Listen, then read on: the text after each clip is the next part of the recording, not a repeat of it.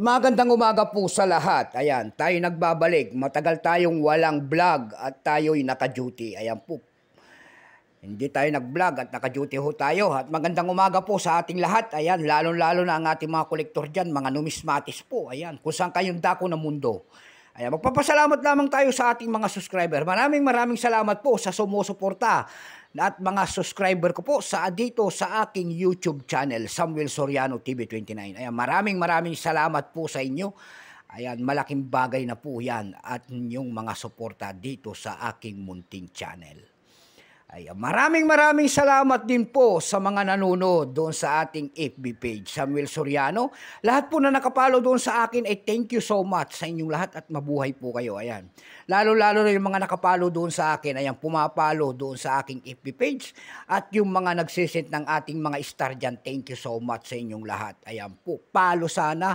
Pakisuporta naman po sana ang ating FB page tulad ng pagsuporta nyo po dito sa aking YouTube channel. Thank you so much. Ayan, special shoutout lang natin ang ating mother dyan po sa Daragin po, Milagros Soriano po ng Daragin. Ayan, ni Maganggana yung aking mother. Ayan.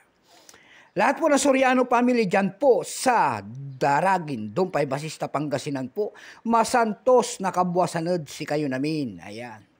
Doon naman po sa Monte, Quezon, Isabela po, ayan.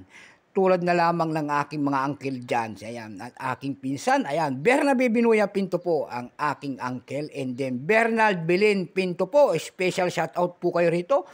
And then Uncle Melchor, Auntie Mercy at saka GM po. Ayan. Diyan po yan sa Samonte, Quezon, Isabela po. Ayan. Lahat po ng Pinto family in Soriano family, mabuhay po kayo. Naimbag nga aldawyo amin. Dagiti Ilocano. Yun naman po hindi pa po nakapag-subscribe dito sa aking YouTube channel. Ayan, malaking tulong na po sana kasi ang inyong gagawin para lumago naman ang ating subscribe button, like and share para ma-update ko kayo sa mga latest ko pang gagawin mga video po. Meron na naman tayong pag-usapang barya. Ayan, baka mayroon kayong mga ganitong mga barya dyan. Bultuhan po ang bili natin sa mga ganitong mga barya. Ito po ay barya po ng Germany. 50 euro cent po ng Germany. Ayan, baka mayroon po kayo. Mag-send po kayo dyan at bultuhan po ang ating bili. O mag-send po kayo ng picture doon sa ating FB page, Samuel Soriano po. Ayan. Bago ito magsimula sa ating talakayan, kilalanin mo muna natin siya para malaman natin ang kanyang presyo. Issue po nito ay Federal Republic of Germany. Period niyan, Federal Republic, 1949 up to date. Type nito standard circulation coins, years 2002 hanggang 2006. Value nito 50 euro cent Germany. Currency euro, 2002 up to date po. Composition niyan ay Nordic gold. Hindi ko po alam kung yan po ay naisasala. May bigat lamang itong 7.8 grams. May habang 24.25 mm. May kapal po naman itong 2.38 mm. Hugis po bilog. Orientation ay middle alignment. Number N-110. Reference number KM-212. Ito pong 2002 wa. Kung tawagin ito ay A. Ito po ay 44% kung ilang piraso naman ang ginawa ng Germany sa hawak natin barya. Ito po ay 337,840,000 piraso po.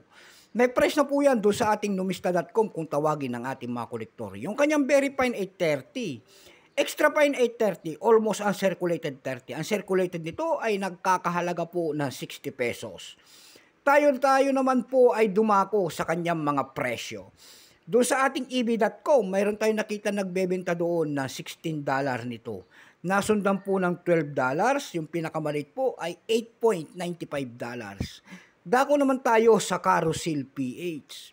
Sa Carousel PH naman po, nakakita tayo nagbebenta doon ng 750 pesos. Nasundan ito ng 500 pesos. Yung pinakamalit po ay 300 pesos.